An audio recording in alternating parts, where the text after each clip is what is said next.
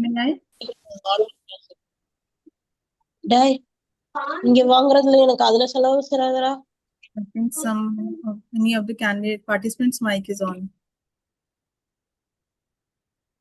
Good evening, everyone, and a very warm welcome to day 12 of the 15-day International Faculty Development Program on Research Publication Excellence from Manuscript Preparation to Successful Journal Acceptance, organized by the Jammu and Kashmir Economic Association and SSHI in collaboration with the Global South Research Foundation, BS Abdur Rahman University, School of Business at Manav University, and the College of Vocational Studies, University of Delhi. I am Neha Sharma and I have the privilege of moderating today's session. At the outset, it is my honor to welcome Dr. Firdaus Ahmad Malik, President of the Jammu and Kashmir Economic Association, who joins us this evening. Sir, thank you for gracing this session with your presence. Your vision and patronage have been instrumental in making this entire 15-day program possible.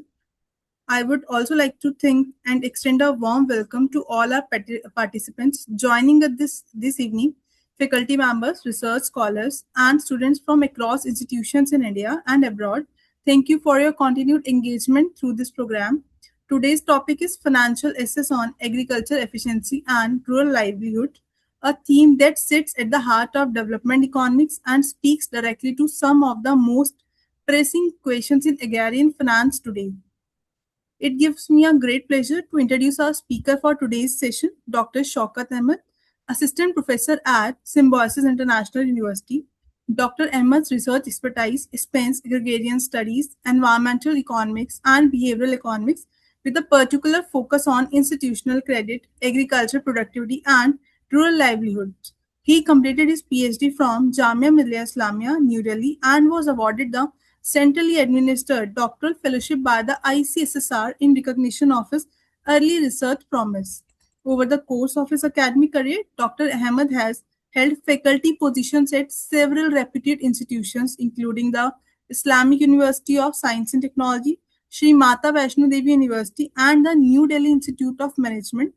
Before joining Symbiosis International Universities, his publication record includes work on institutional credit, wetland valuation, and financial assets in agriculture, making him ideally placed to guide us through today's topics.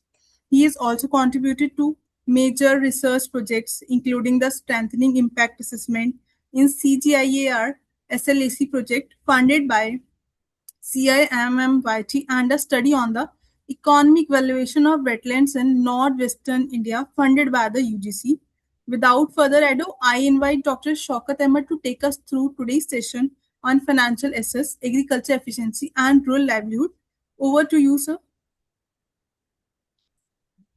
Thank you, Neha. Thank you so much for this lovely introduction. So, much has been spoken about me. So, the topic which I am going to discuss with you today is the topic which I am working since from last 10 years, because this is my PhD work which I am going to present in front of you. Not that PhD work, but it is related to my PhD work. Before going to start, it's my great pleasure to be the part of this faculty development program. I would start to express my sincere gratitude to the organizing committee, President J&K Economic Association, and other institutions who have provided me this opportunity and invite me to interact with you all. I also express my sincere thanks to all the participants for taking their time to join this session. I hope this session will have a great engagement, interaction, and hopefully good learning, and it will help us for future endeavors. Especially this session will be important for those people who will be working on empirical research, because the paper which I am going to discuss with you is based on empirical research. And I will start this session by elaborating so many types of research and then why empirical research is more important for economists. Can I share my screen? Do I have the rights to share the screen? Yes, sir.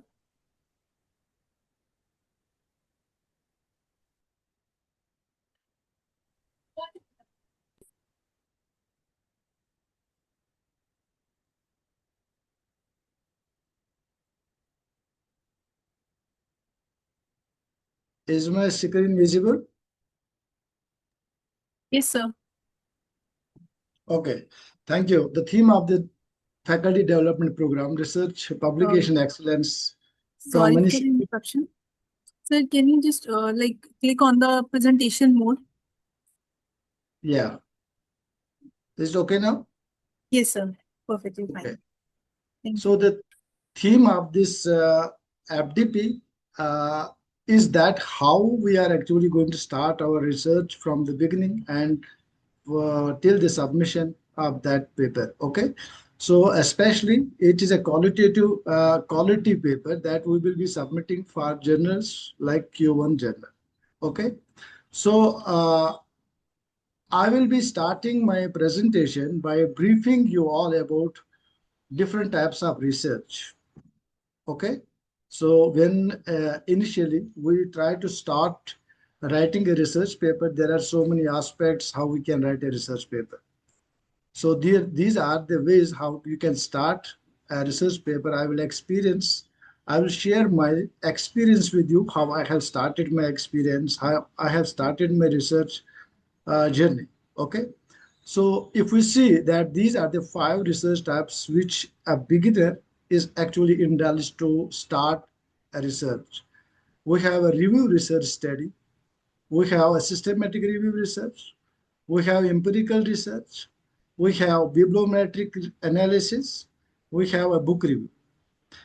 When I start writing, I start with book review. When I was pursuing my MPhil, my supervisor gave me a book. I still remember that it was actually The Market That Fails and Decade of Neoliberalism, written by Jayati Ghosh and Chandrasekhar.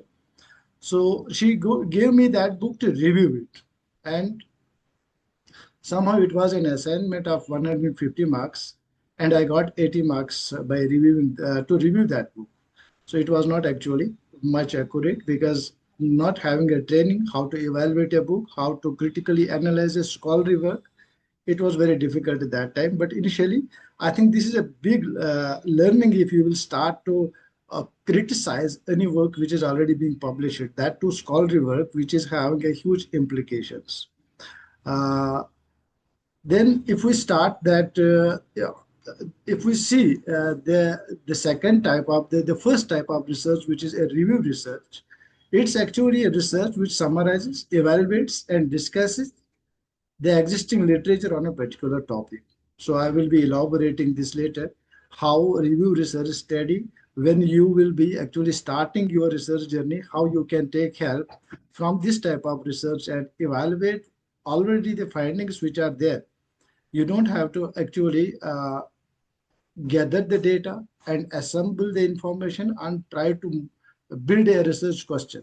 You are actually in this type of studies, what usually we do, we summarize and we evaluate the findings which are already there. How do we do that? That I will be elaborating within a couple of minutes. The second, systematic review, it is actually a review based study, but here we are actually using some systematic tools. Okay, we identify, screen, evaluate, and synthesize all the relevant studies. Then we are actually going to make a systematic thematic reviews on a particular topic.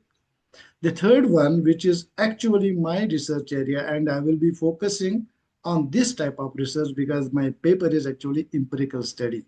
So the study that collects and analyzes the data to answer a specific research question. Okay, I will be giving more detailed on this part of study. Okay. Then we have a bibliometric analysis. Bibliometric analysis is quantifying and analyzing the scientific publications instead of analyzing any research result.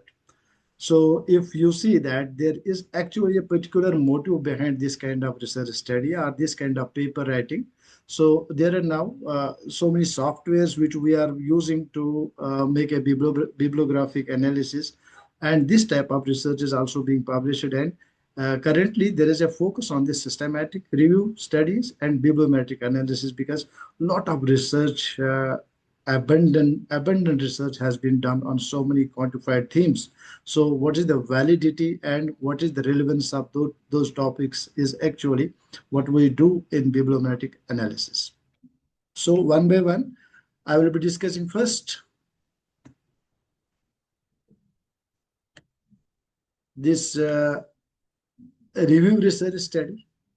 What is actually the review research study? And I will be giving an example of the study which I will be discussing with you.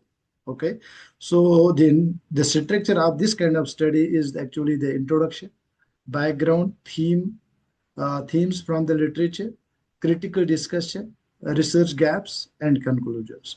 What we do in such kind of studies, we try to evaluate, we are actually going to review the studies in order to find a research gap, and then we make conclusions on the basis of what already is being done in this particular field.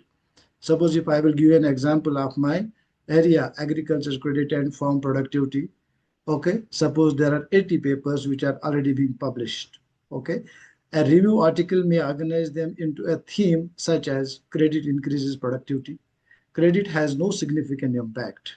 Okay, there may be some studies which have shown that credit is not actually having a significant impact. And suppose there are other studies who have actually who have shown that the credit impact is actually differs from farm size. I think this is actually an issue which Amritya Sen has actually discussed, that farm size productivity, and this farm size is actually very important to variable in case of Indian agriculture. And a current view, that's a climate change moderate credit effectiveness. So suppose these are some themes which I want to see, that how many studies are there and what is the research gap which has not been done so far, and then I conclude on the basis of this. Okay, so this article the article compares these findings and explain how the results are different from each other. I have given an example. Suppose agriculture credit and rural development, a review of evidences from developing countries. So here I will be collecting all the papers who will be focusing on agriculture credit and rural development. Then what will I do? I will actually review all the studies which are focusing on underdeveloped countries. Then I will identify the gaps, research gaps, and then I will try to analyze it, and I will try to conclude that this much has been done as of now, and there are so many things which need to be elaborated. And this is what is the purpose of review research study. Then second, we have a systematic review study.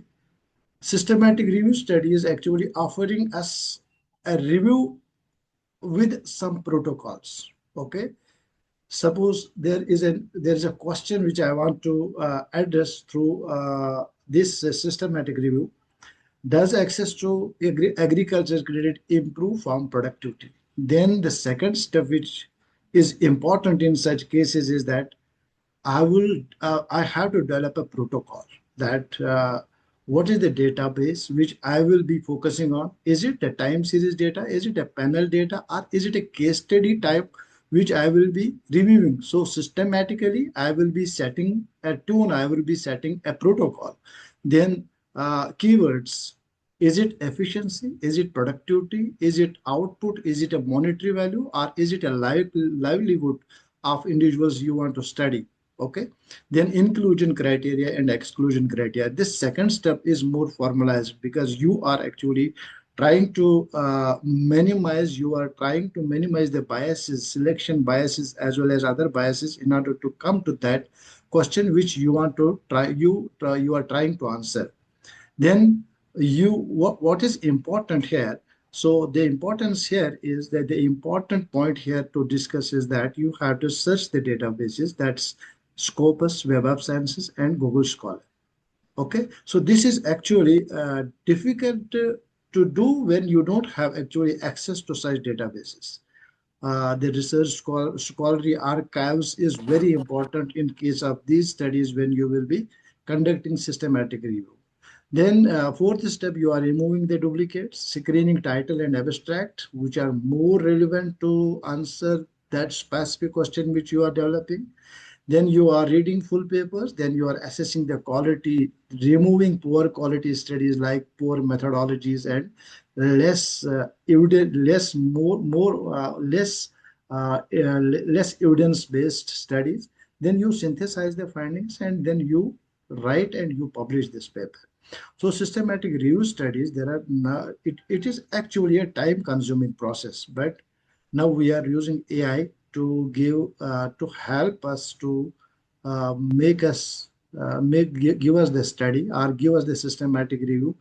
Uh, the many AIs are being used. I think I have attended 2 3 lectures. One of the lecture was using AI in research, and ma'am has shown us that how do you can make systematic review through using AI. Okay, but using AI to draft a systematic review paper, you can actually take help from AI to give you a clue or to identify the core areas or to identify the gaps. But believing that it is true, sometimes there are many cases where the citations has been proved wrong. Okay, so there are some cons to using AI to generate systematic review. But you can take help to use AI to generate systematic review. So the most important, which is my area, it is actually empirical research work. How do you are actually trying to specify a research question, or how do you are actually going to answer that research question through empirical data or through empirical analysis? You are actually going to develop a question which you are trying to answer through evidences, and those evidences are actually you are generating the data for that. So the structure is actually typical structure is actually introduction, review of literature, methodology, data sources, results, discussions, and conclusions. So I will be giving you how empirical studies are actually being done. Suppose the first study, which is my study, does agriculture credit improve technical efficiency? I have used a unit level data. I have collected the data. I have taken the help from this field survey to generate the data, and that data I have analyzed in order to answer that question whether there is actually really a relationship between access to credit and technical efficiency in the farmers, or the efficiency which I will be discussing in couple of I think couple of minutes.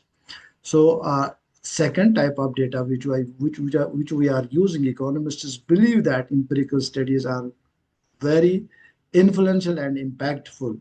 Does climate change affect rice production over the period of time? Suppose this is your you want to answer this question, then you have already data on some variables. Suppose climate change, how temperatures are rising, how rainfall, how precipitation, how weather conditions are changing. And this is not actually you cannot control that for a particular region. That's why these type of studies are actually based on the data, which is actually a time series data. Then you are going to see the gap from any particular period of time to a particular period of time. So then the same thing, if you are actually going to see it across states in order to see the variation, how there are different diversified, or there are different strategies, or there are different policies which have been taken to tackle the climate change in agriculture. What is the difference among the across all the states during suppose 2010 to 2024? So this type of research is actually going to focus on one research question. So what actually we researchers, beginners, actually they assemble many questions and they try to answer those questions in one paper. That's what actually we feel that we are actually committing a mistake. Okay, so we should be focused and we should always try to accurate. We should try to answer the question which we are developing. So one important thing here is that research is not actually research need not to be perfect. Okay, research need not to be perfect, but research needs to be clear. Okay, so you must focus that what I am actually assessing and what I am actually going to answer. Is this data relevant to answer a specific question? Suppose the study which I have done, it's very difficult to do it on secondary sources data, because secondary sources data will not be capturing those micro level variables which we can do with primary survey or to generate the data. But there are many questions around these unit level data. Okay, so the biases, selection biases, are some strategical biases. Those biases, there are different methods. How do we actually come out from those biased approaches? We have a bibliometric analysis. This is actually what we study in these type of studies. It's a study it studies the publication pattern, authors, institutions, journals, countries, collaborations, citations, and research trends. Such kind of studies are actually going to be taken by organizations. Okay, or somehow, if you are interested, I would like to say how many studies are there in medical field, how many studies are, how many people are actually focusing on a particular area. Suppose in agriculture, there are many studies which are being done through China. More majority of the studies are from China. Majority of the papers are being published by Chinese people. Or you want to see the influential authors in a particular field, or you want to see how many journals, what are the journals, what are they focusing on. Okay, what is the particular impact factors of those journals. Okay, then through bibliometric analysis, then these are some of the softwares which are being used to help you to give you bibliometric analysis. Okay, we have VOS viewer. This is actually going to give you visualization and similarities of all the authors or all the countries or all the citations which you are actually going to highlight. Then you have bibliometrics. This is actually more advanced statistical measure to analyze these type of studies. Then we have SAT-SPACE. These are the three softwares which are being used in order to help to develop a bibliometric analysis. Now, book review, I think this is the easiest way to start a research. Okay, so this is the structure. How can you write a review of a book, and then you can send it for the publication. You have to start to write why you have to, first in introduction, you have to develop a motivation that why you are reviewing a particular book. Then you have to write summary of that book, or you have to write the cracks of that book, or then you have to evaluate it critically, or you have to evaluate it in different way. Okay, then you have to write strengths, then weaknesses of a particular of that book. Then you have to give your overall recommendations, and this is the easiest way, I think, for the beginners. If they would like to start a research, they can actually do some review. They will try to start they should try to start to review any particular book of their interest of the field. Okay, so these are the different 5 ways you can write for a research. For a beginner, it is very challenging to start to check whether how to start to write a research paper. Okay, these are different ways I have given to you. Now, when you are choosing now, you have chosen now a path, whether to choose a bibliometric analysis, whether to choose a systematic review, or to choose empirical research, or to choose a review study, or you are choosing to write a book review. This is actually mandatory. This is mandatory. So, what is mandatory?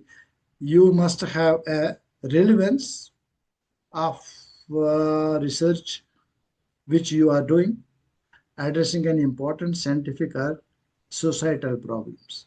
If you are doing some research which is not relevant, or which may be relevant after 20 years, maybe the preferences of the people get changed and they may not be using your study as one of the basic tool to move forward.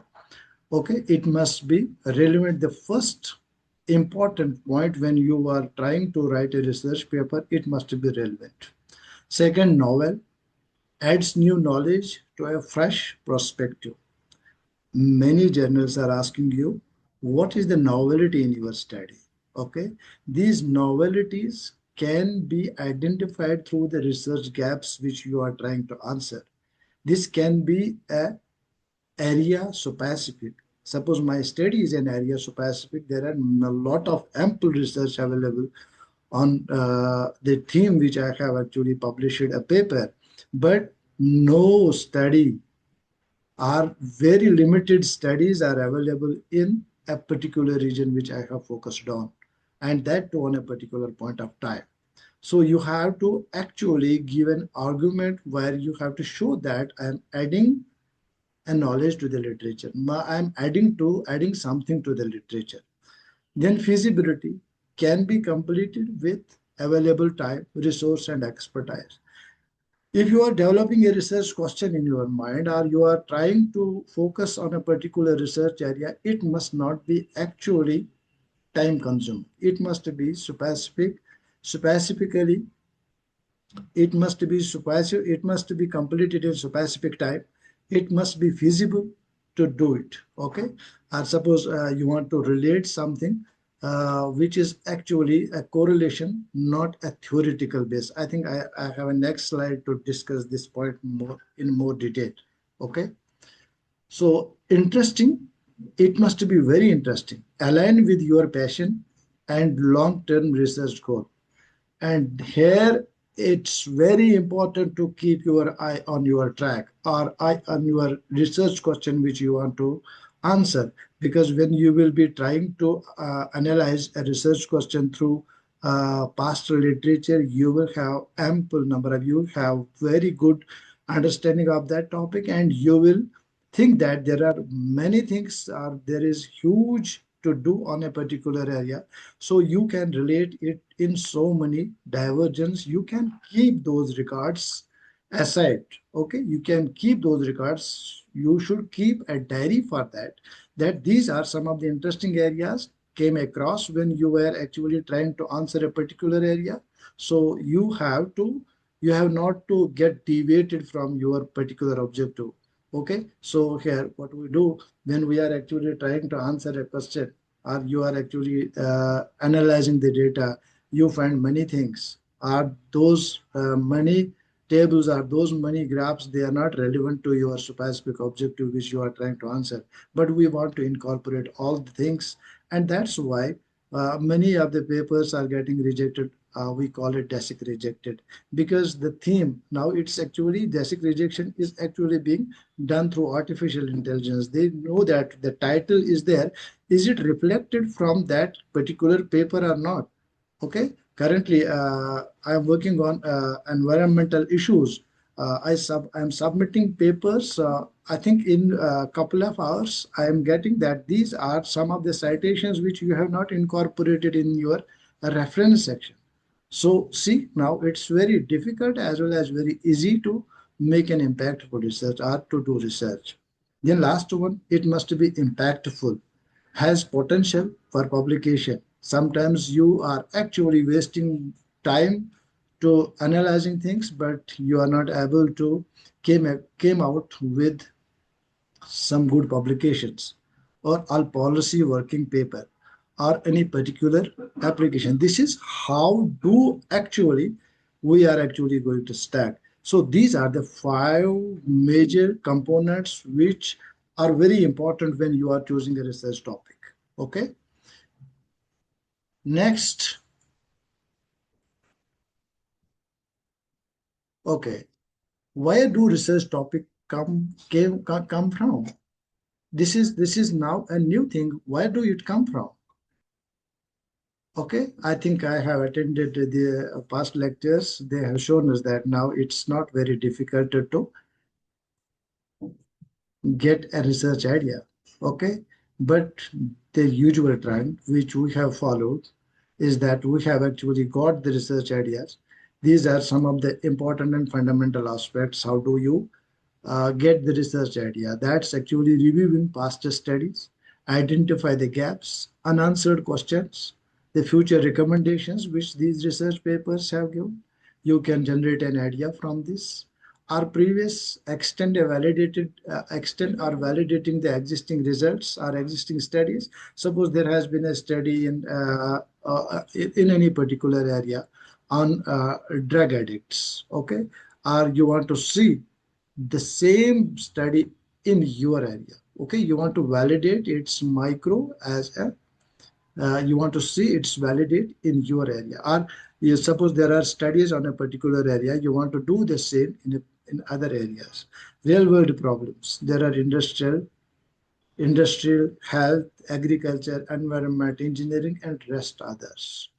This is actually a real world problem. You are actually going to see that there is a problem in agriculture. I need to identify it. I need to work on it. I want to work on it. Suppose environment is new issues now, environmental issues. Everybody, it is global warming, climate change, it is drastically pollution, war. These are some of the new areas where there is huge scope to get published. Okay, oil crisis, energy transitions, these are new areas which are real world problems, and you want to analyze it. So you can develop a research question from there and you can choose the topic on that particular area. Discussion with mentor and expert.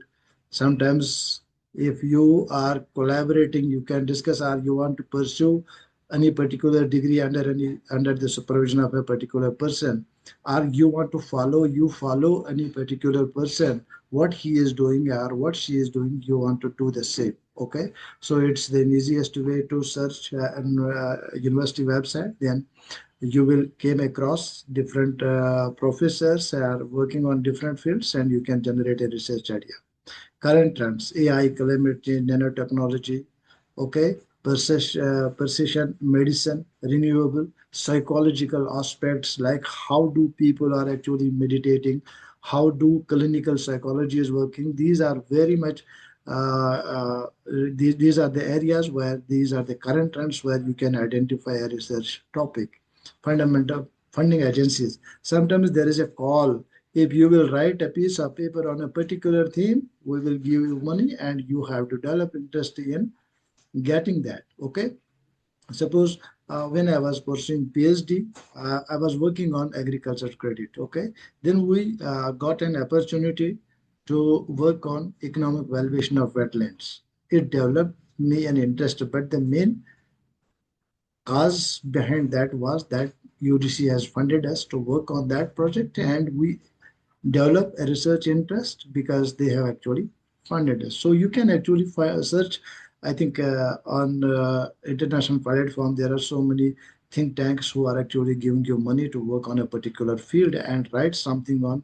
If you are actually, it seems to be them that you are actually expert in that.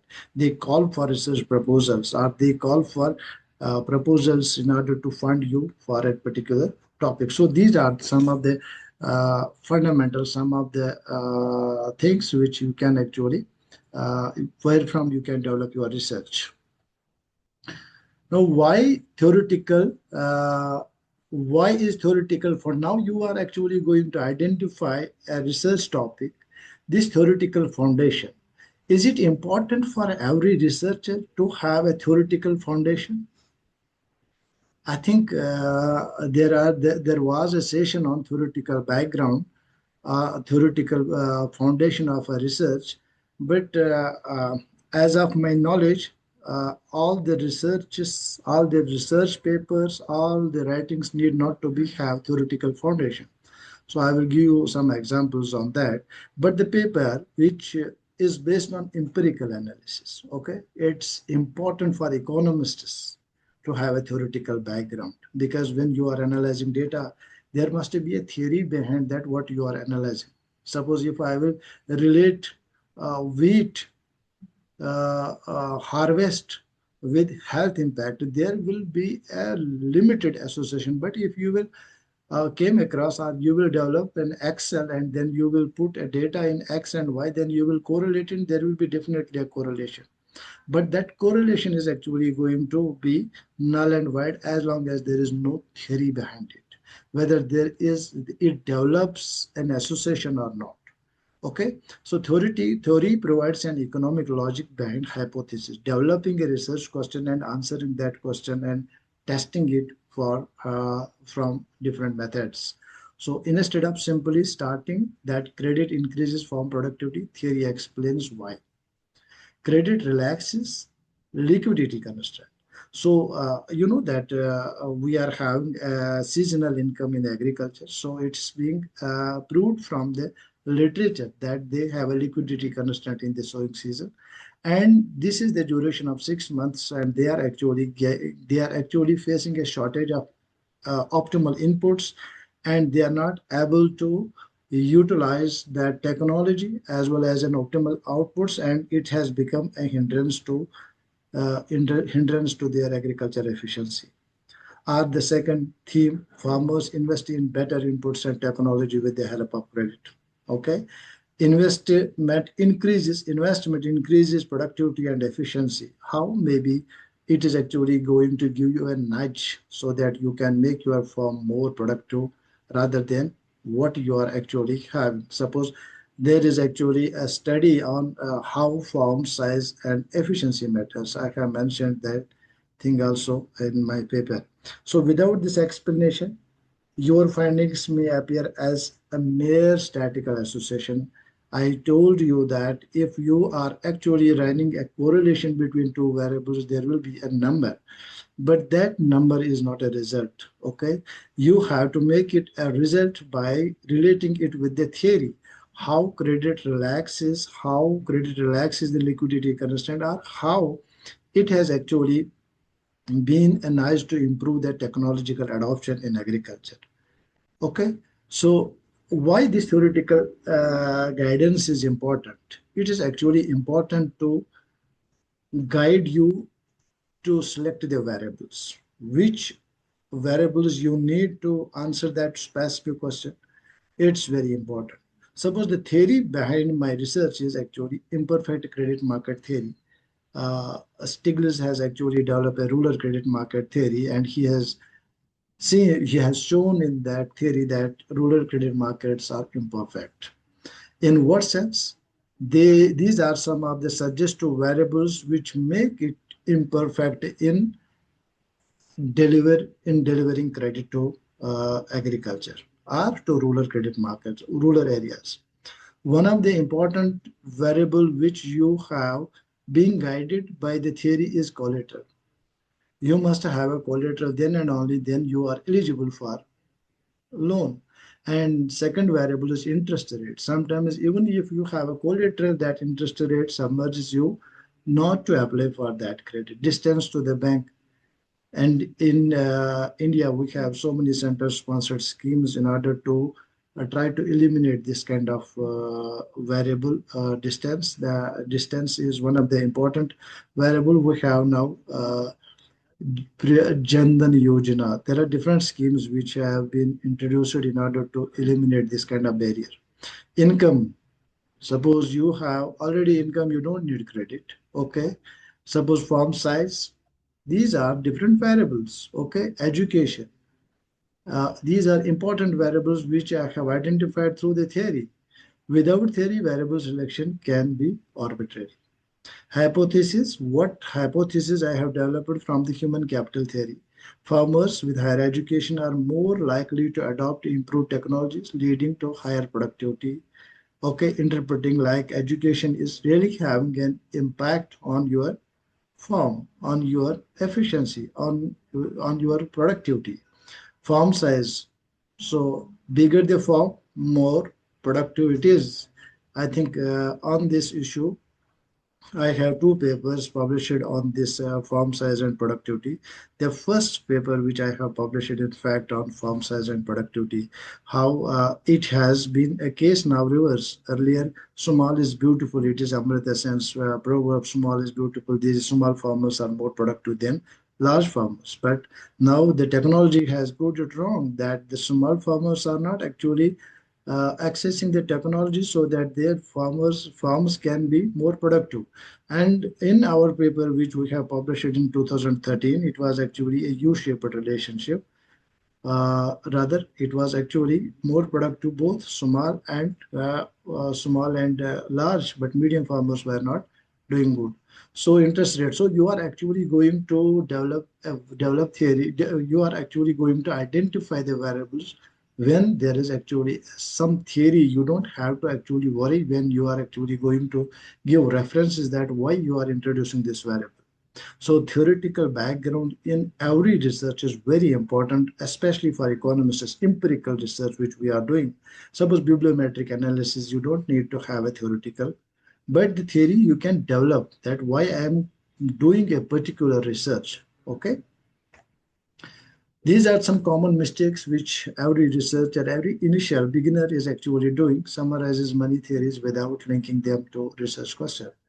I told you that when you came across to review many studies for generating a research question, you are actually trying to answer so many things, or you are trying to link it with so many theories which are even not relevant. Sometimes our papers are getting rejected on the theoretical framework. You have not given a proper theoretical framework.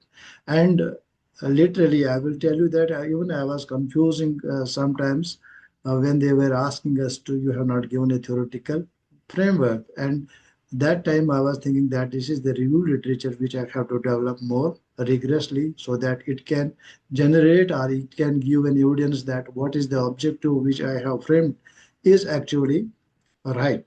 Okay. So confusing the review of literature with the theoretical framework, choosing variables based only on previous studies rather than economic theory. Sometimes you will find that these are the variables which are being studied, which have been studied by any particular author in a particular area. You develop the same questionnaire, you try to identify the variation with the same variables without knowing whether there is an economic implication, without economic theory, whether they are actually going to be needed or not. Sometimes they are actually not needed, but you are incorporating it without going to give it more emphasis. So presenting statistical results without discussing the underlying economic mechanism, suppose form size and productivity. If you are actually developing it through statistical numbers, that the statistical numbers, why I am actually uh, saying it, because we are using these softwares and the numbers which are being generated through these softwares, you are actually going to make it a result. Those numbers are just numbers given by your calculator, the advanced calculator. Now you have to relate it with economic theory, but we are mistakenly actually doing something wrong in this interpretation. That's why our papers are not getting accepted. Now moving to my research, what I have done in this paper. Okay, so the title, institutional credit, form, technical efficiency, evidences from the field survey or the field experiment using stochastic production function. Earlier, I had the same paper, but I have not the same paper, the same efficiency I have actually came across with cooperative banks in Jammu and Kashmir. But the method which I have used, I want to share here how I have developed this study. So I used a data envelopment analysis in that study. Then at the end, the reviewer suggested me that you could have actually tried a parametric analysis. So the parametric analysis is actually giving you most advanced learning, and it's actually giving you a nudge to explain the things in more easiest way.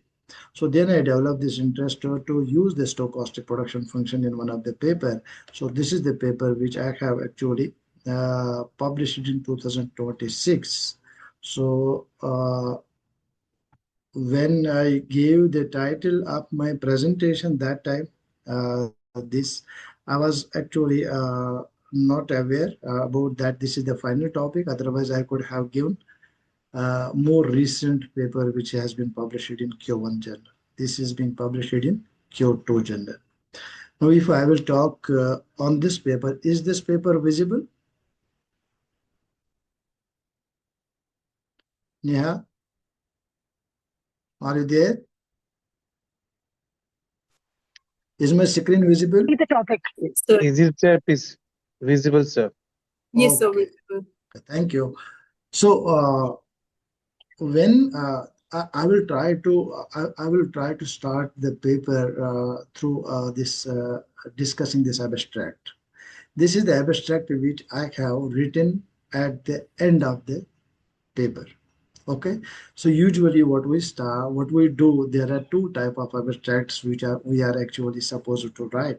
Suppose you have to write an abstract for a conference, you have to write an abstract or a proposal for research funding. Okay, so what are the things you have to keep in your mind, and what you have to keep in your mind when you are writing an abstract of a final thing. Okay, I think four statements are important in case of when you are actually writing a research, when you are writing a proposal for a conference or for a future area of research. The first thing is actually problem statement, which you have to highlight in your abstract. Then proposed methodology, okay, expected outcome, okay. These are the three important, and timeline. Okay, these are the four things which you have to mention in your abstract when you are actually sending your abstracts to a conference. Then, on the basis of that abstract, you are actually going to develop a paper. Then, accordingly, you are actually going to see that the introduction will be modified after finishing your paper. Okay, and then you will write an abstract, which is actually a final abstract. I will share my experience with you whenever I am actually now I am in the research field. Sorry.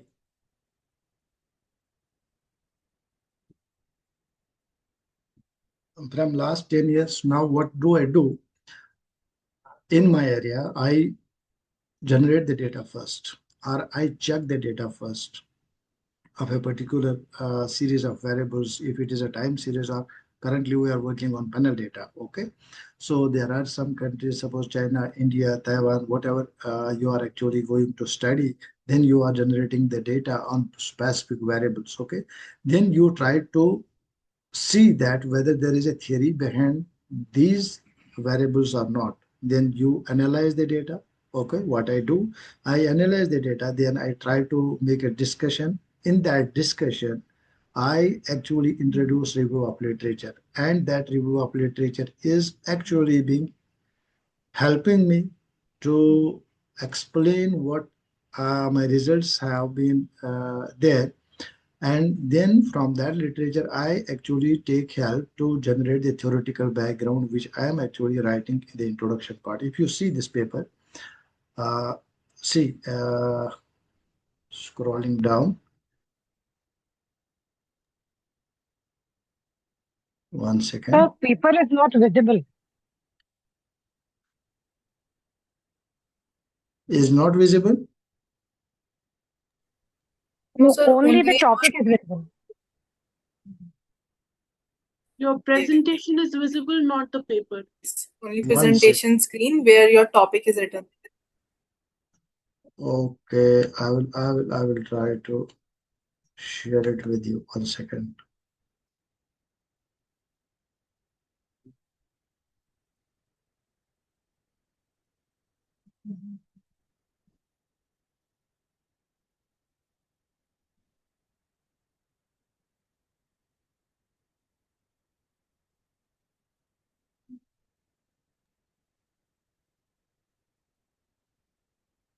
I hope it is visible now. Yes, sir, it's visible. Yes. So, okay, though this is the paper which I was actually discussing with you.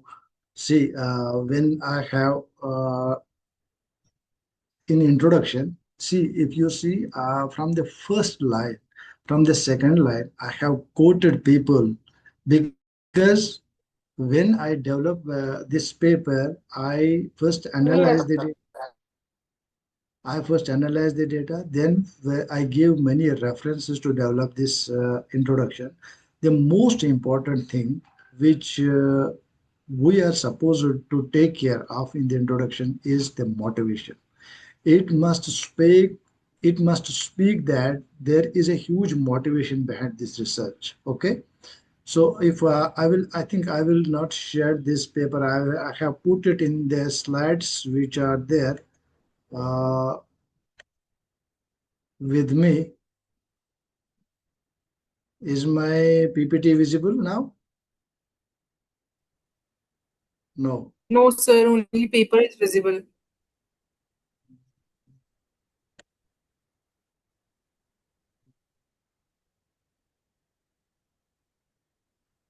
I could have generated it like that. I could have actually shared the entire screen. Anyways, Yes, sir, now visible. okay. So the introduction part, what I have focused on is actually the motivation I have developed. And from that motivation, I have given what has been done previously, and then I identify the research gaps, and then I give my objective. And this is a specific question which I tried to answer in this paper. There were many research questions which I developed during the literature. Now those ideas may be answered in rest of the papers. Okay, so what I mean to say here is you don't get confused to relate so many things. Whatever the objective you are developing, try to relate it and try to be very focused. Okay, when you are developing the objective, it must be reflected from the title, and it must be having objectivity. Okay, it must be doable, and it must be reflected from the title which you are developing. Then what did I do? What did I do? I generate the field level data, and then I develop a methodology which is stochastic production function. That's what I will discuss with you. Then there were some key findings I will be discussing, and there are some implications. This is just an overview what we will be discussing now in this paper. Okay. So the research problem, why credit access matters for firm efficiency. This is the research question which I have put, and I have got this publication only to answer this question. So I generate this argument that there has been an extensive literature on this particular theme, globally as well as at the national level. But the particular region, J&K, remains scarce. There are very limited studies. Because if you will write a no study, this is not actually a professional language. The professional writing must be like that. You must not create actually a full stop. Okay, there is actually, I told you that research is not that you need to be perfect, you need to be clear only. Okay, institutional restrictions frame farm practices, agroclimatic conditions of a particular region. Access to farm credit in J&K is markedly different at the national standards. I have given references that what is the credit deposit ratio, especially my paper is working has been it has focused on farmer credit in institutions, how this institutional mechanism should actually help to develop agriculture, agricultural form efficient as well as the rural livelihood of the people. At national level, if you see the representation of agriculture is much higher than this mountainous region or mountainous locked region or the topographical disadvantageous region.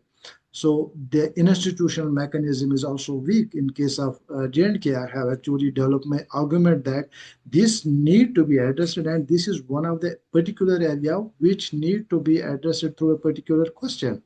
So when you have developed a motivation and objective, then I have given a reference. So many evidences are there. I have not quoted here, but in paper I have actually given on each line there is a reference that why I am actually quoting it. This is actually very important. Your introduction of the paper must be so strong. Even though there will be some lacuna in your methodology, okay, or data, or some discussions, your conclusions and introduction must be so specific, and it must not be vague. Anything must not be vague. So I have developed that 33%, 35% in Indian farmers have actually limited access to credit. I have developed an argument that there are many there are many policies on financial inclusion uh, at national level. have they actually been making their argument that they are actually going to make these small and marginal farmers is included in that financial access? Okay, so okay, particularly these small and marginal farmers are actually excluded from financial inclusion.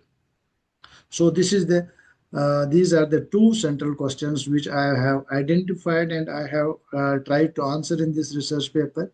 One, does institutional credit significantly improve the farm level technical efficiency? This is the question, or this is my objective, that I want to check how formal credit is, or institutional credit is actually going to increase the farm technical efficiency. And the second question which I have actually raised, that how the socio-economic, institutional, household, and form factors are responsible for technical efficiency. Now you know that the credit is actually having a capacity that it can increase the welfare, it can increase the efficiency of a firm. Now, who is actually going to make these farmers not to be efficient? Is it that credit, or there are some other components which are that behind there, that they are not actually going to be efficient? So evidences from the previous literature have developed that liquidity constraint, farm credit enables timely input purchase and and adoption of efficiency enhancing technologies. Okay, production impact. There are many studies who have shown that there has been a positive impact of credit on the agriculture productivity. Adoption of technology. Okay, access to credit improves seeds. Okay, high yielding variety seed adoption, fertilizers, and mechanization among the farmers. So now I want to add one more important thing, that this fertilizer is actually a technology which is actually having a negative impact on agriculture. Now, current focus, which I am actually working on, that I related with the climate change. Okay, is it a climate drastical change that fertilizer impact has actually reduced the yield or the technical efficiency across farms in across India? Or there are few cases like it is very chronic in Punjab, okay, that it has actually reduced the fertility of that soil because of extra urea. There are many studies which has already shown it, but now across states, is this result clear across states, or this is actually a micro level study where the evidences can be case specific, not a gender? So this is in the introduction section how I developed that there is an importance of this topic, and I want to address this research question in a particular region. And this is the section now I would like to add here. This is what I have not added in my research paper previously, because I thought that my paper is actually a unit. It is a time specific. It is a particular point of time on which I am actually studying this topic. I should not actually mention what are the policies from uh, past towards agriculture, especially credit policies. So then a reviewer asked me that we don't know the history of your state, or we don't know the history of your country. What is the government support which you need to address in this paper? So then I check it, and then I develop one paragraph in which I mentioned that it has actually the bank nationalization where it started from, and then I gave the present uh, policies which are actually helping which are agriculture development, or which are helping rural people to make their livelihood better. Okay, so nationalization of banks happened in 1969. I gave this that there are some important things. This was actually a starting financial inclusion process. Then there are many reforms, like in 1975, regional rural banks came into establish, and this particular rural sector focus was actually being established. Then NABARD, this is also focusing on agriculture as well as rural development. Then we have different schemes like uh, an instrumental scheme of Kisan Credit Card. In the particular case study which I have developed in this paper is actually the credit which one of the reviewer asked me, is it a Kisan credit card? Because the average loan was near about 1,12,000 rupees. Okay, so minimum 3 lakh to 5 lakh rupees you can generate through, you can get from Kisan credit card. But who accesses Kisan credit card? This is also a question. Okay, then there are different policies like Pradhan Mantri Jan Dhan Yojana. Having an account, is it a financial inclusion? But you have to develop that. These are the policy instruments which are there. Pradhan Mantri Madura Yojana, Fasal Bima Yojana, there are different schemes, agriculture infrastructure schemes. So I developed the interest of the reviewer that these are some of the schemes which has actually emerged as a tool to increase the financial spread, increase the spread of banking network across all areas in rural India. And there I develop. Then I, in that paragraph I have actually mentioned that priority sector lending, SOG, banking linkage programs, joint liability groups, and interest subvention schemes. How do they have actually emerged as one of the important reforms in order to prioritize agriculture to give access to credit? So from this policy framework, it is actually helping you to develop your interest and make a reviewer understand that there is really at a national level, this is actually a focused area. Okay, so that's why I find it interesting then to develop this paragraph so that it can have more applicability and more visualization. So persistent barriers were developed in policy making, that collateral requirement exclude small and marginal farmers. Even you have all the policy measures from time to time, but still 67% of the small farmers are not accessing credit from formal institutions. And these 67% population is actually those people who are actually getting credit from money lenders. Still informal sector is uh, is influential, but they are actually very toxic and they are under the cultures of these money lenders still.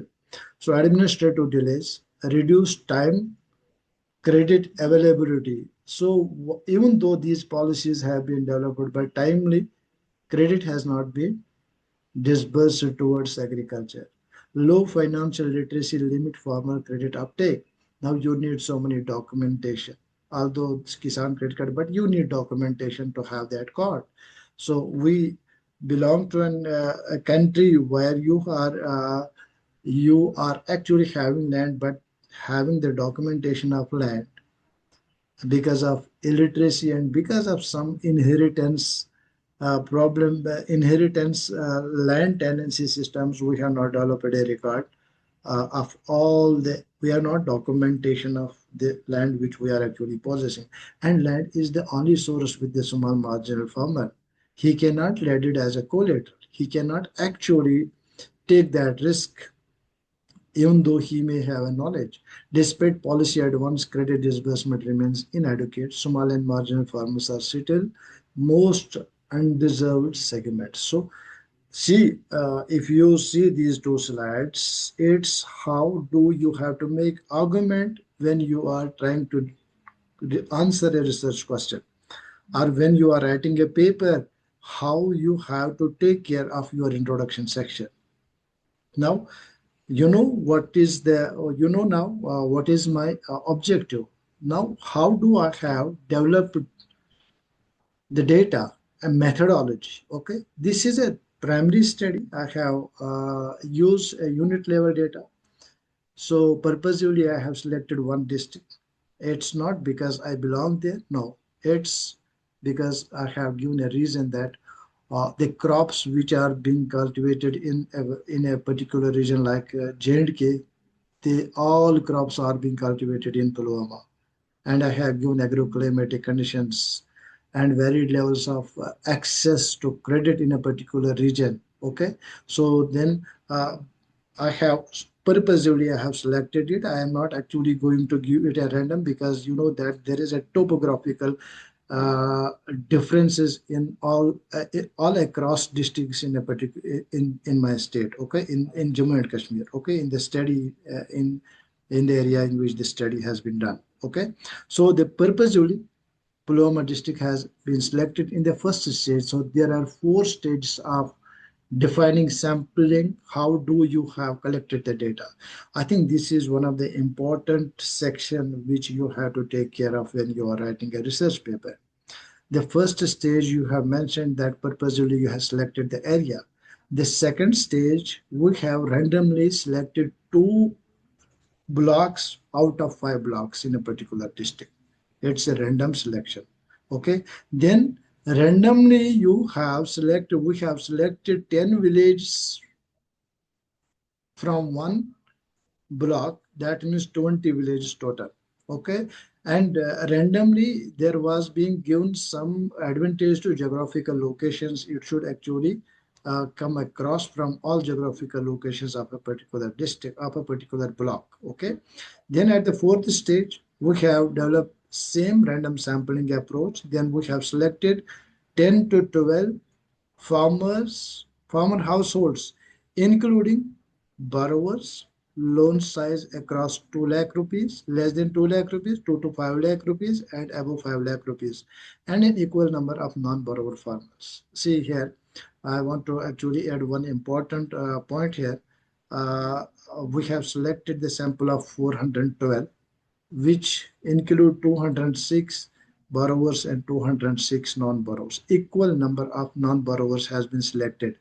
We have given a reason in our paper. If you will, I will share this paper with you. If this is actually available, I think it may be an open access, because Symbiosis has actually a tie-up with Sage. They are actually uh, they are keeping our papers open access. So if you will find in the methodology area, that how do I have actually take the sample of borrowers and non-borrowers. We have followed Hackman and Todd in 1979, I think so. They have given method, they have given this control group methodology, that how do you have to take the sample of control group, and they give that it must be from the same village or from nearby of the participant, which is actually participant, and that's a non-participant. So we followed that, and we have actually came across with an appropriate sample of equal number of borrowers and non-borrowers. Now what methodology we have used? Okay, in methodology section, what I have mentioned first what are the parametric and non-parametric methods available in order to compute the efficiency. Okay, although I have used parametric analysis, but I have given a reason that why parametric analysis, why not non-parametric analysis? Because earlier, what do we do with the qualitative analysis or the data environment analysis, which we have done in the cooperative banking paper?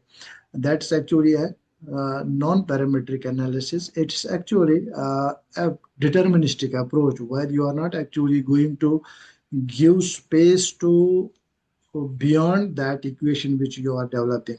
Okay, there are some of the comparisons between non-parametric and parametric analysis.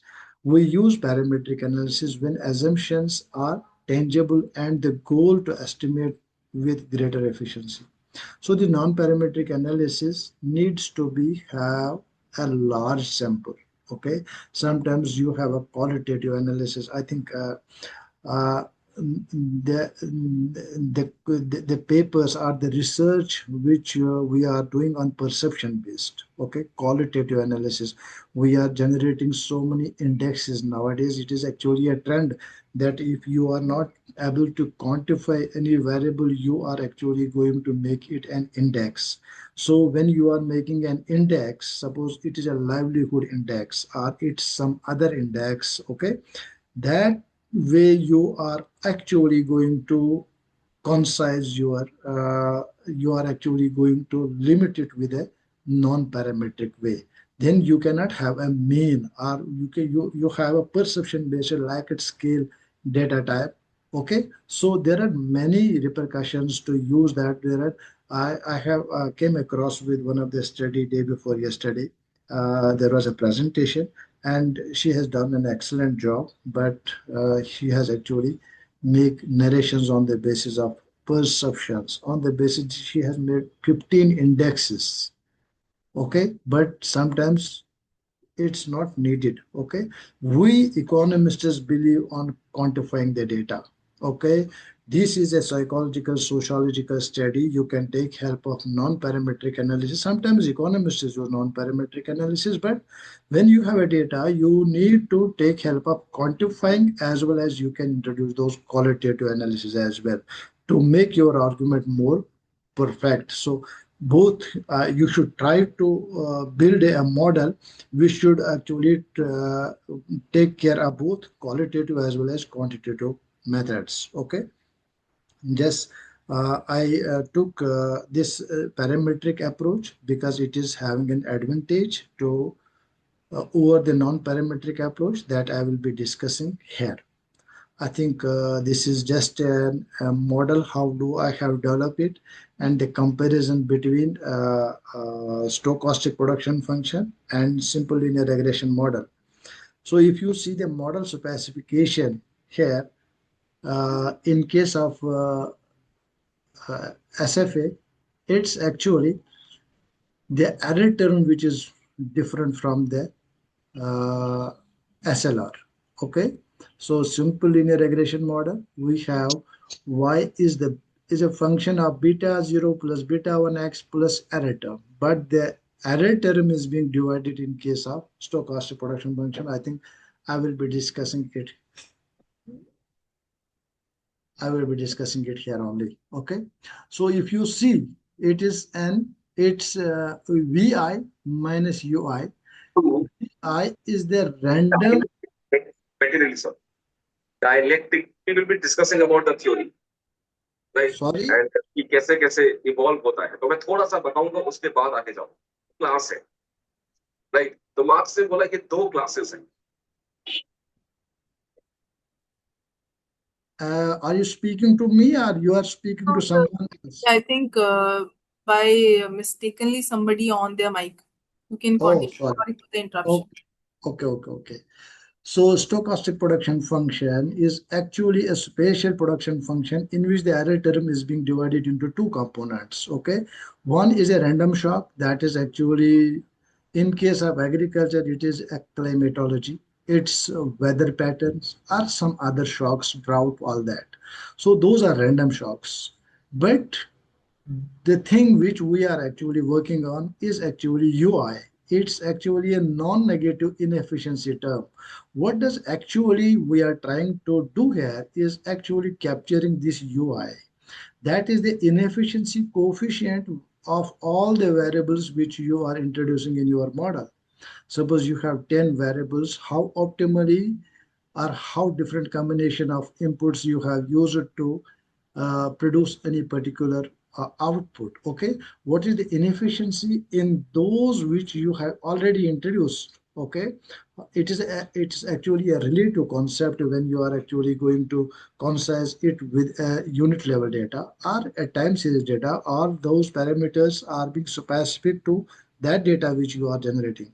Now, this is the only difference between simple linear regression model and stochastic production function. This error term is not only uh, the random error. This error term is actually going to capture the inefficiency coefficient as well, which is there only because non-optimality or maybe overutilization of fertilizers in my case, land tenancy system in my case. Okay, I think I will be discussing it in results when I will be doing that.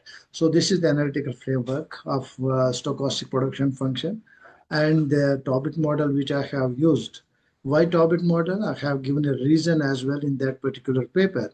So this is the particular Cobb-Dollars production function which we have used because we have not actually computed total factor productivity, which is actually mandatory to use the translog production function. So stochastic production function is estimating by using maximum likelihood method. Okay, not OLS. It's the maximum likelihood method. So maximum likelihood method is an advantageous than OLS method as per my knowledge of econometrics is concerned, because there are many assumptions of OLS which are not holding true, but maximum likelihood method is actually eliminating those assumptions, and it's going to give you an accurate answer. Okay, so the problem with maximum likelihood estimation is that it needs a huge sample size. Okay, so then output is being estimated. That's actually the technical efficiency, which is being actually which is being computed by using these variables. Then in the second stage, what we do, we check that whether this efficiency is actually going to change with respect to your form characteristics, with respect to form and household characteristics, okay, like education, age, farming experience, okay, or experience in terms of years which we have measured, primary occupation. If you are a farmer, if farming is your primary occupation, sometimes it is a secondary occupation. How does it impact your efficiency level? Maybe proper supervision. We have developed a question here that the proper supervision may be important for efficiency. As primary occupation is your, as the farming is your primary occupation, how it has actually impacted on your efficiency level. Household size. More the household size, is it actually more the dependency ratio in your house, that we have already also captured, but that was not significant. Okay, more the households, how you are efficient, for how is the efficiency increase or decreasing in your firm, cooperative membership, firm size, and household assets. And the key policy measure, does, if you have access to credit houses, it impact you, your efficiency level and distance to the farmland. So we have actually used two steps given by Betsy and colleague in to develop the stochastic production function. This is being preferred over the classical two-step model because it jointly estimates the frontier and inefficiency effects, producing unbiased and consistent parameter estimates. Okay, so these are the variables which we have used in our stochastic production function as well as in the topic model. Labor in terms of man days per acre, seed kgs per acre, okay, fertilizer kgs per acre. These are chemicals, machinery cost, farm size, irrigation, livestock assets, and land tenancy, percentage of land, which are actually, I think this was not a big issue, but land tenancy system is creating a problem in case of making farms efficient. Okay, then we in the second stage we use Tobit regression model because the efficiency coefficient ranges between 0 and 1. Okay, some farmers were, those who were not at all efficient, their coefficient was 0, although there was no one who was having 0. The efficiency ranges between 60% to 90%, 99%. Okay, the minimum was, I think, 0.33. So the human capital theory behind these variables introduced in order to capture the determining factors for efficiency, household and social factors, and farm institutional factors. They are all important aspects as per the policy measures. Now, what are the results? Okay, these were the results. This is the description of the data which we have actually collected. I have generated this PPT from Notebook LM. That's why it's so aesthetic.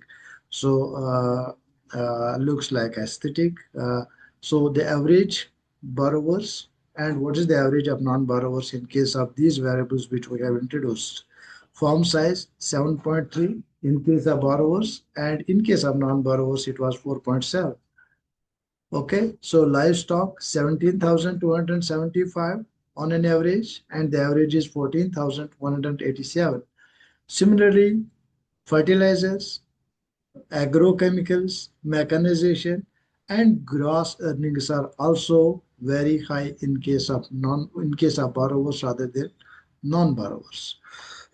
So the results clearly shows that borrowers invest more and they use more inputs and earn higher returns compared to non-borrower farmers. So, but this is the description. It need to be proved through analytical data, and that's what we do in stochastic production function, and we came across with this result. And what is this? That if you see the efficiency score is being measured on the x-axis, and this is the percentage of farmers on y-axis. The farmers who were having efficiency score less than 60, majority of them are non-borrower farmers, 16%, and it is 4% only in this category.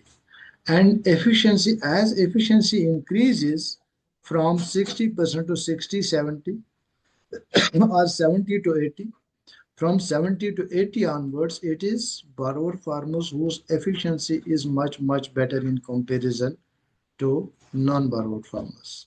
So there is 22% borrower farmers who have an efficiency score above 90%, and only 4% non-borrower farmers whose efficiency is actually above 90%. So this shows that how credit is actually having a nudge, or it's having an impact on how do efficiency matters across all these parameters. If you see 60, 60 to 70, 70 to 80 onwards, it is so. In case of inefficiency, there are less number of borrower farmers and more non-borrower farmers. Okay, so this has actually given us a result that credit enhances agriculture efficiency across all farms. So what is a technical efficiency? This slide I have deliberately put here because when we talk about technical efficiency, this is not economic efficiency. Because economic efficiency is actually, I think in chat board there are some.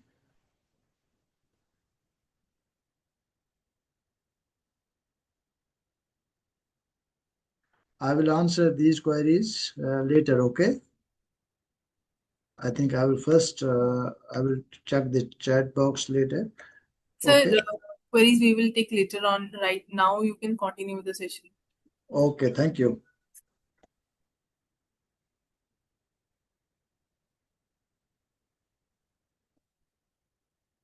Okay, I have deliberately put this slide here. This is the technical efficiency because I have computed only technical efficiency. What does it mean? It is actually how maximum output you can generate with the combination of inputs which you have already, or the technology which you have already. It does not actually take into consideration the allocative efficiency or overall the economic efficiency, because it need to be then adjusted with the supply side as well, or we need to develop it with uh, overall macroeconomic picture. Okay, so I think the general equilibrium condition type, that there must be a simultaneous equilibrium between consumer market, producer market, or it is the same thing.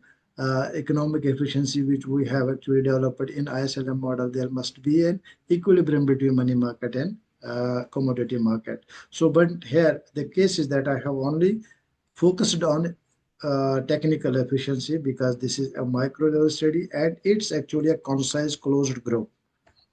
So what does a technical efficiency actually means? Technical efficiency is actually the path you have follow. All the points on this ISO count are actually technically efficient by the combination of different inputs which are there used in your form. So are you really technically efficient? There may be some points which will be allocative efficient as well, but we did need not to be concerned on R. Our main concern is to M, how this envelope, how this frontier is actually going to make you analyze that how many farmers are there who are technically efficient, or how many are there which are technically inefficient. This is what we got a result, that out of constraint derived 76% of output is shortfall only because of inefficiency coefficient. Suppose suppose there is actually a gap of 1%. Only 24% is a gap because of random shocks, because of rain, because of weather, because of other soil fertility issues, all that. But 76% of deviation in the data or the inefficiency is because of those factors which are already being incorporated in your agriculture sector. The variables which I have taken into consideration, they are not being optimally utilized. There is a slag for some variables and some variables are being overestimated. Okay, some are being the combination of inputs are not being utilized efficiently so that they can derive the maximum feasible output. So this is one of the important finding. It's not a small number. It is 76% out of that 1% inefficiency. It's only 24% which is based on random shocks. Okay. So the sample was statistically proportionate to small, that's 2 lakh, 2 to 5 lakh, and above 5 lakh. All these categories were introduced here, that even though the borrowers were being introduced, okay, but still there is an inefficiency coefficient across. That means if we identify the non-borrowers, their inefficiency coefficient is all because of non-optimal inputs. So labor and mechanization are the primary agents of economic growth, are the farm output. So chemical, it was actually seen that there is actually a positive association between these four variables with farm output. Okay, so labor having a positive impact, farm size having a positive impact, chemicals having positive impact, and machinery having a positive impact. These are some of the important findings, that land tenancy system has a negative impact on your farm productivity. Second, seed cost is having negative impact. Fertilizers are having negative impact. This is actually the same result which we are discussing in the regression models. Now, for institutional support and education, unlock human capital theory, which shows that how technical efficiency is actually going to change with respect to education, with respect to age, with respect to farm size, or other aspects as well. So education is altogether a human capital theory has proved that education is actually one of the important determining factor for agriculture efficiency. So more the education, more the years of schooling you have, more efficient your farm is. Okay. Second, focus and stability. Farmers whose primary occupation is agriculture, backed by higher baseline household assets, manage operations and farm generated efficiency more because it's have more impact on your efficiency. Group farming are the member of any group. Okay, there was being an argument generated that how membership is actually influencing them to make your farm efficient by exchanging the technology, by exchanging the ideologies, or to discussing, or to get a timely credit from these SHGs. So these are actually having positive impact on efficiency. Then formal credit, obviously, it has been actually introduced as one of the independent determining factor whether it is responsible for efficiency overall or not. And there's a positive association between these two. And one important component which we introduced in this paper is actually experience and experience care, in order to see that whether there is a non-linear relationship between age and technical efficiency. And it has been shown that there is a non-linear relationship between technical efficiency and farm productive and farm experience. So what is the takeaway from it? That extension services must specifically target older farmers to help them transition to mechanized low labor systems, or they should be adopting technology, or they should incline it to access credit so that they can actually make their farms more productive. because they know the value of their land, because it is their inherited land, though they are emotionally or they have a status quo bias with their current state, so they don't want to change from the traditional varieties to the new varieties, adoption of high yielding varieties. So they are actually making they are actually not supporting, they are not supporting that we are actually going to take new technology so that it can enhance the farm efficiency. So three policy levers to translate credit into substantial efficiency. These are the three policy suggestions which I have given in this paper, Modernizing Agriculture, Modernizing Credit Delivery System, because now there has been a fintech, there has been, this has been actually after digital technology. I have not although taken that into consideration in this paper, but there has been a lot of research done and there has been a policy nudge towards delivery mechanism of the credit. Okay, strengthens the commons like these common proper the tenant farmers and small farmers should be penalized. They are actually penalized massively. It should be taken into consideration. They should be the part of the cooperative societies or farm agriculture organizations, FOAs, are being framed. There has been a lot of work which has already been done. Build financial literacy. I think there are financial lead schemes which are there to make people aware for financial inclusion. I think these are some of the concluding remarks which I will make here for that paper, but I am not going to conclude my presentation now because I need to discuss when you are actually going to make your paper complete and what is the next task to you. Okay, so this is the concluding remark that financial access is an operational upgrade. So it need to be introduced so that it can actually not only help you to adopt to technology, but it is actually going to make the operations more efficient.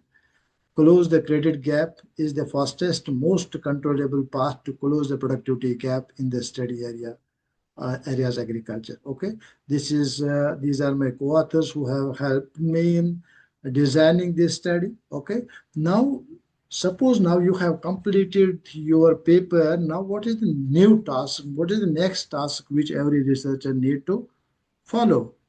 The roadmap of scientific publications is being given in this slide. Now you have completed your manuscript. Okay, like this is a published paper, but this was earlier manuscript. Okay, and the same thing which you are actually going to develop, I hope so. And what next? Okay, strategic selection and presentation preparation. Now you have actually prepared a manuscript, and now there are two ways. One, to submit it in an open access journal. Second is to submit in a traditional publishing house, typically free for authors, pay velvet for readers. Okay, so this is where we are actually going to excel. If you are actually using collaborative work, if you are actually collaborating with the people who may have open access to many journals where the possibility of getting publication is very fast and it will be available in the public domain, and it's having huge impact that it will get many citations. So how do you do that? There are different categories. One is gold open access, green open access, diamond open access, and hybrid. Okay, if you are actually going to submit a journal in an open access journal, then you have to pay for APC. Okay, if you can, and the APC is very high for these journals if you are targeting for Q1 publication. In that way, you can collaborate with the authors. There are some institutions who have open access policies. They have tie-ups with different Taylor and Francis, Supringer, Sage, Valley, all these, and they can actually help you to get your publication done. Or there are some open access which are green. These are actually the you are keeping your research for you in an archive. Okay, and rest it is actually going to be in a locked form with the public. Diamond access, these are different, and there are actually key features. peer review quality, scope relevance, reputation, impact factor, publication speed, and cost. These need to be taken into consideration when you are writing a manuscript and then you are submitting in a journal. You have to identify the journal. Now there are actually journal finders available for Springer, Sage, and other publishing houses as well. You just have to write your keywords on in that particular website. Okay, journal finder. You have to open and then you have to you have to keep your put your keywords and you have to keep your abstract there. Then you can actually get an idea that which are the journals which can actually where I can submit. But uh, try to identify that journal where these things are actually very easy. It's peer review quality, okay, and scope relevance. It must not be actually beyond some scope, okay. Impact factor must be there, okay. Publication speed, it must be very quick. If it is open access, then obviously it must be quick, but if it's not open access, then it needs a lot of time.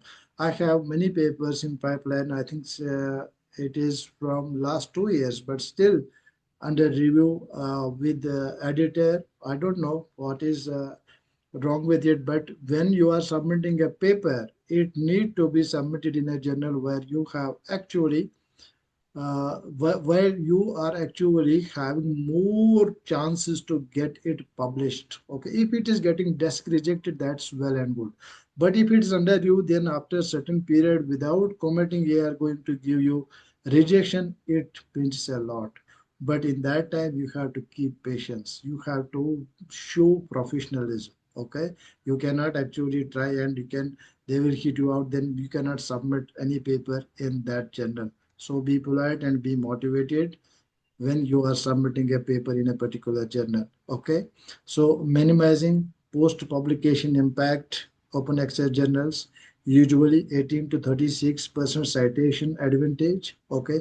Promote work via social media, conferences, institutional responsibility. These are some of the tasks which every researcher need to develop and they need to take care of these things.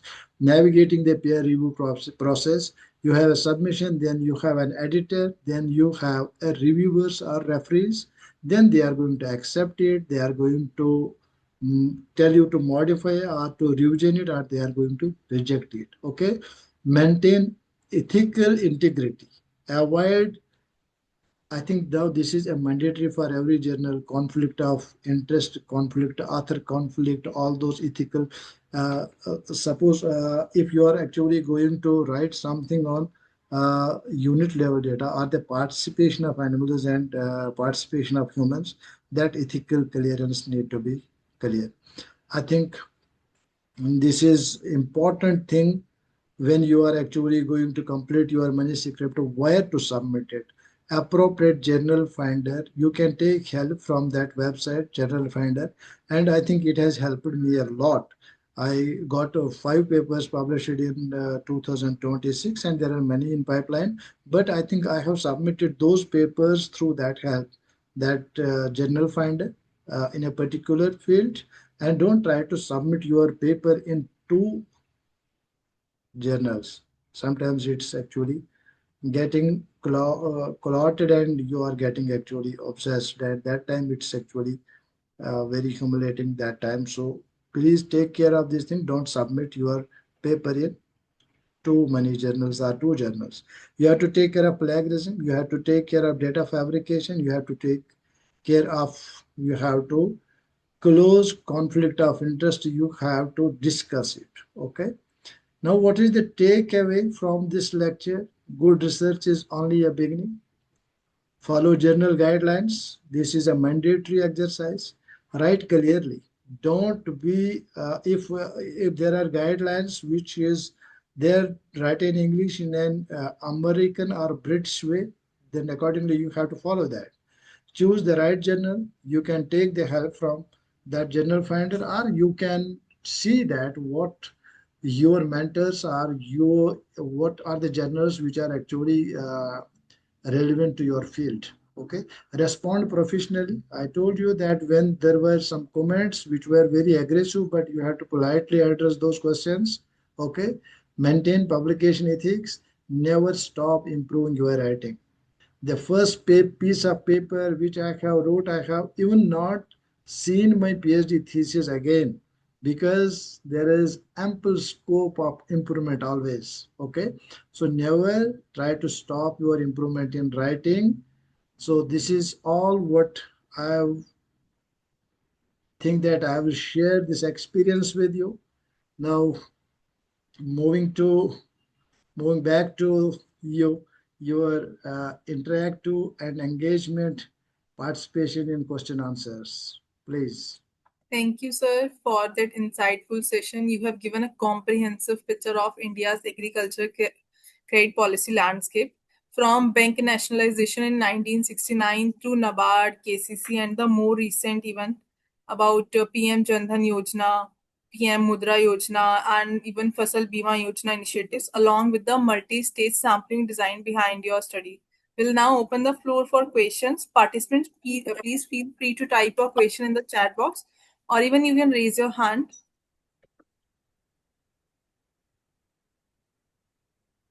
So earlier there was a question from one of the participant.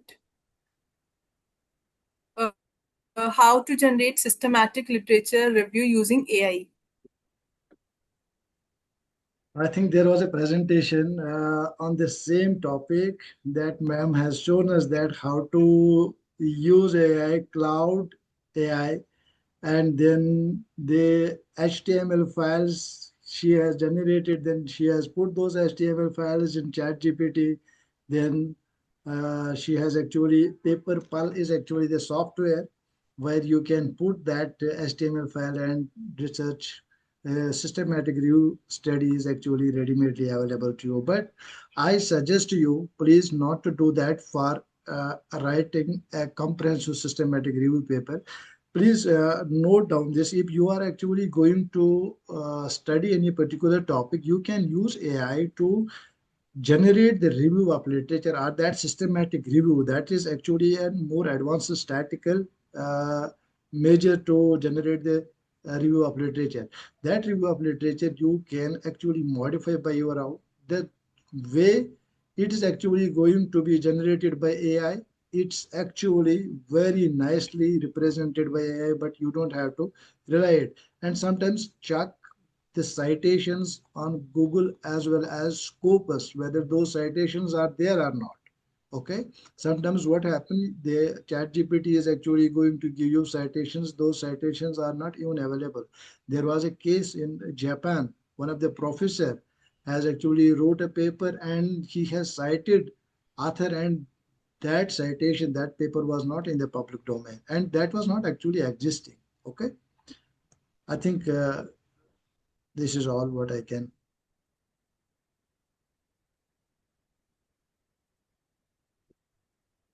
So one more query is there by Professor Ashwita.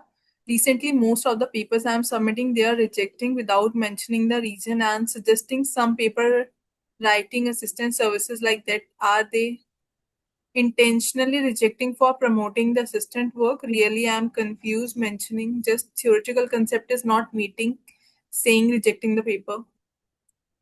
See, what I can answer to this question, this is actually a trend nowadays, because many people are writing now because of this AI. This has become now a cake eating exercise to write a research paper. That's why so many rejections are there. Okay, even they are using AI to see whether it is actually fit for your journal or not. And AI is not a human who is actually having some emotional background there, and they can read and assist you to make it better so that we can catch it. They are strictly rejecting it. Okay, so I have one paper, that paper is actually getting, I think 12 times it got rejected, but I am submitting it. This paper which I have published and I have discussed with you, I submitted it long back to Economic Affairs, that is a Q4 journal, and even they have not actually given reply me. Sorry to mention the name of that journal. They have not replied me for 6 9 months. Then I asked them, I want to withdraw this paper. Okay, Then after 9 months, 1 year, I withdraw my paper and then it got published in Q2 journal. And although I have modified it, but sometimes don't think that when you are getting rejected and it is not a novel thing, or it is not a, it's something which cannot get published further. You can improve it and you can actually use it. You can actually improve it and you can go for higher journals as well. I think there are Right. many hands raised. Yes, sir.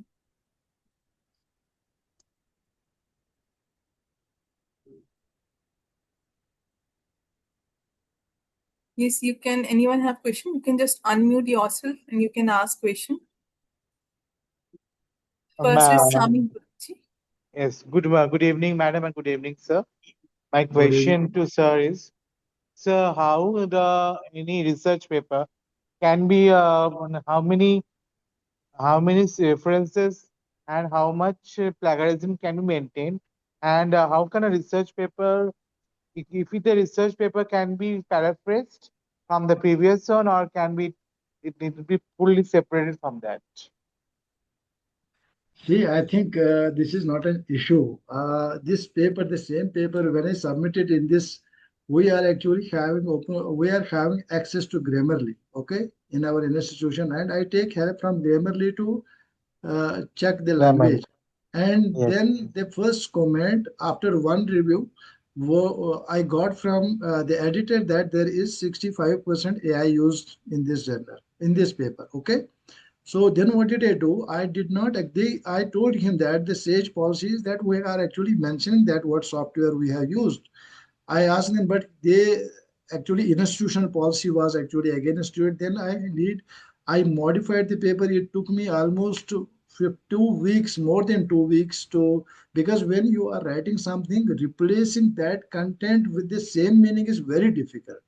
Yes, Writing a sir. new thing, I think that's very easy, but paraphrasing is actually a very difficult job. Now you can use humanizers. There are many, I think many things, but they are even not actually ethically right to do. As Can the per human, sir, can the paraphrasing can be called as a plagiarism, or it is no, plagiarism is something different, and paraphrasing is something okay? different. So though it is not considered as a plagiarism. No, no, So it's not a plagiarism. so it is not the so, but I have seen in the drill bit so many lines I have written one paper.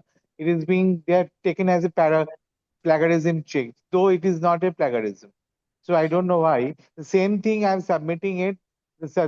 Different times the plagiarism goes on increasing.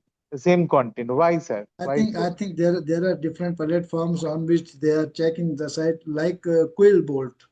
The paraphrasing is one. A paraphrasing is actually being shown that it is a plagiarism. But if you are using this Torrentin, I think that is the most advanced and most trusted software in which you should check it. Because each time the first it was 6%, next 8% to 10%, since 12% it will increase. The same content and the same type of same meaning, but the the words are also same. But each time we are going for plagiarism check, it goes on increasing gradually.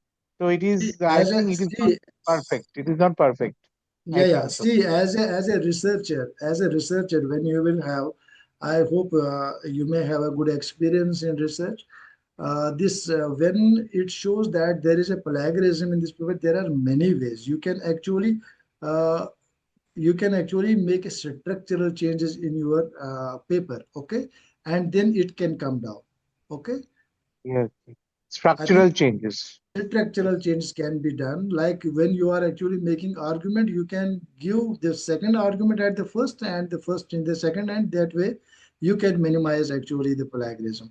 I think plagiarism is not actually at all a problem. The problem is actually the AI generated texts, they are not getting catched as well, okay. Okay.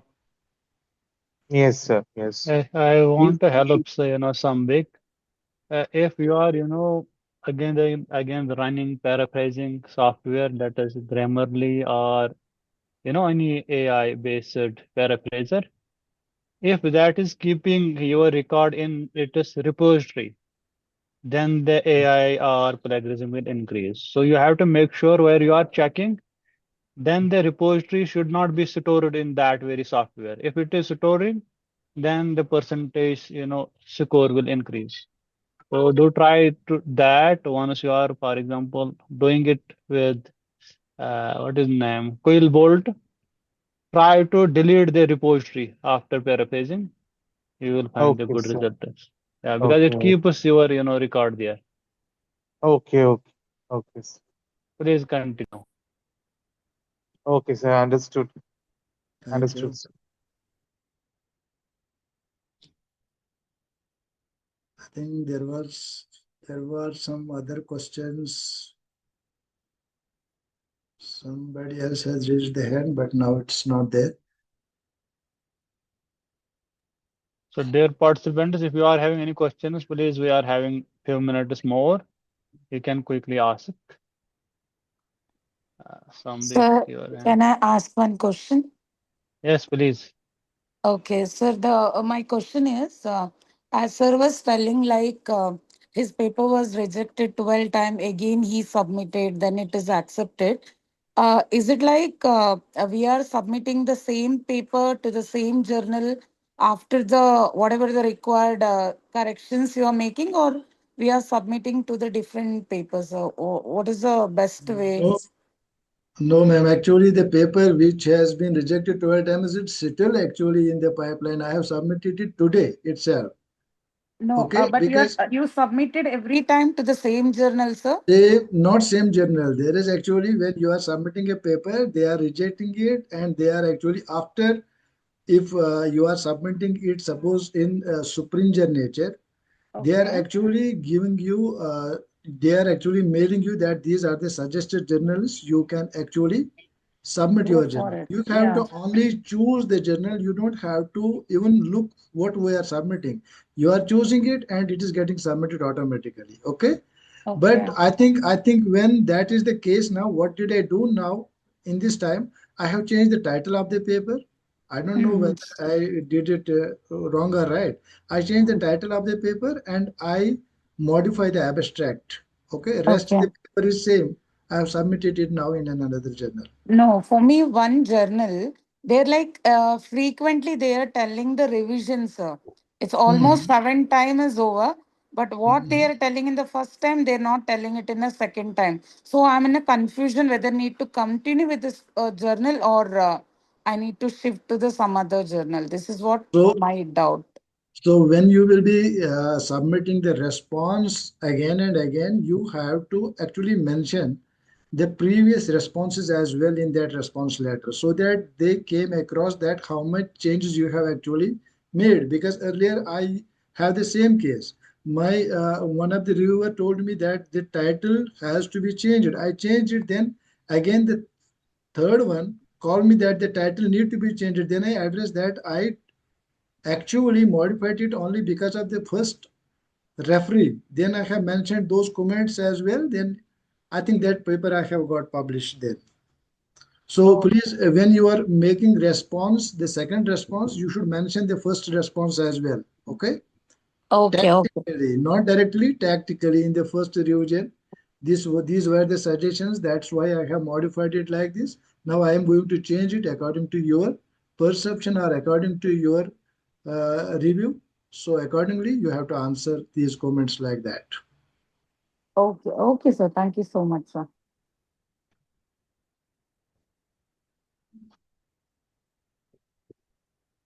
Participants, any other question? Can I ask? Yes, yes, yes, please. Good evening to all. Sir, I need to ask which is better, gold open access or diamond open access? So see, Sir, you need. here. Because one involves AP and one involves time. So that I need to ask. I think if you can pay, then it is actually in gold open access. I think institutions are actually having some tie-ups with these publishers. So golden open access is actually very good.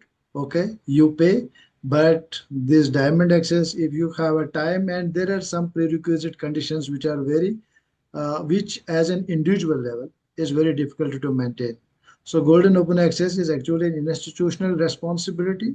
You should always try to tie up with those people who may have open access policies. Like I have submitted one paper to MDPA journal, and there is a huge fees. I think it's 4 lakh rupees. But I have actually make tie up with one of the authors from Ethiopia, because when they will be corresponding authors, it's actually free to them. Sometimes you can use those tactics as well in order to get published in a reputed journal. Okay, where fees quality is very high. I think now these big journals are ABDC journals. All these are actually they are not actually hybrid. They are open access journals now. Many they have actually put in many good journals in open access so that people can pay them to publish in those journals. Yes, sir. Yes, sir. Gold open access is better. Okay. Thank you. Thank you, sir. Thank you, sir, for clarity. Yes. Anyone? Any other question?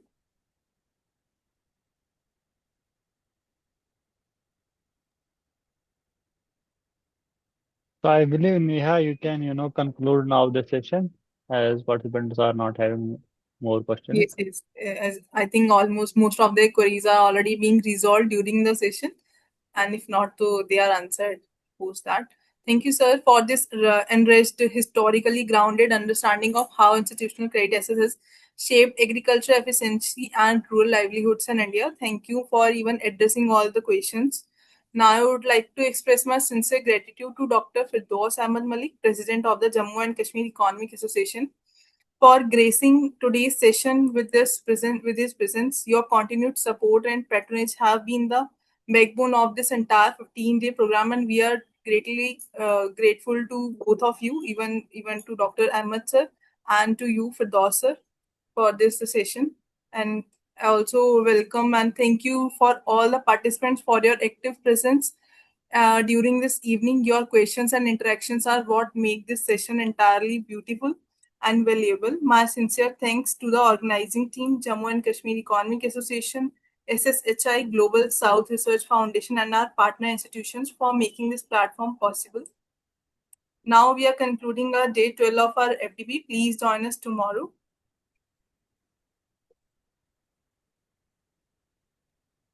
Thank you very much, Neha, for the concluding remark.